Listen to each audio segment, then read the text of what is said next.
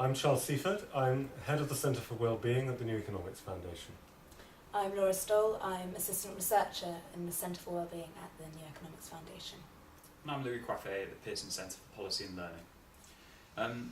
So part of the rationale for this entire Blue Skies project, as well as this individual chapter, was a bit of my personal frustration about the debate going on currently about higher education, and that's in the UK and across the world to some extent. Everything we hear from politicians, from the media, is all about things like tuition fees, about the return on investment of individual courses, things like this. And in many ways I think this reduces higher education. I think it's time to widen that debate and think about other ways of thinking about higher education. Yes, and you can't really have that debate about how to finance higher education, until you've worked out what higher education is for. I get the feeling when I read Lord Band's stuff that he sees higher education as some combination of the skills industry and the leisure industry. And of course, if that's how you see it, then his recommendations are perfectly logical. But higher education is not a combination of the skills industry and the leisure industry. We have higher education for a whole range of other reasons.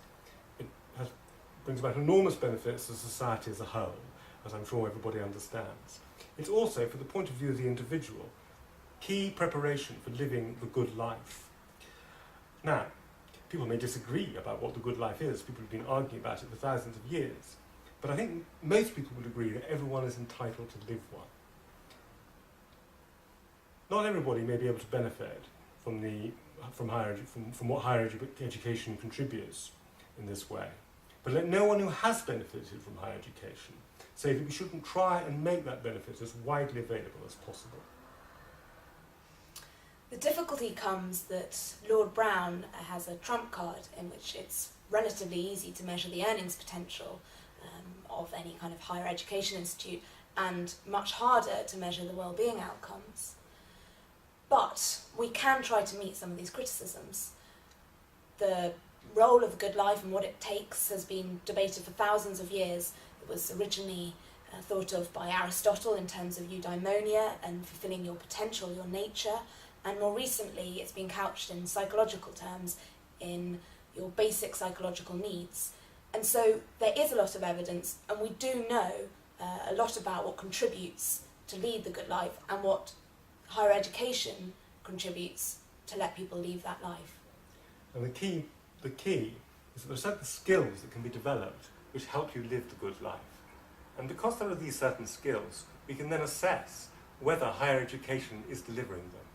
And if we can assess that, we can hold higher education to account. So perhaps universities should only be allowed to award degrees if they are delivering on those skills.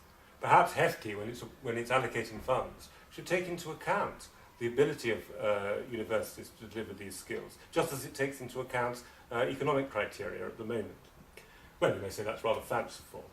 But bear in mind that the Prime Minister has said that well-being, not economic growth, should be the primary objective of public policy.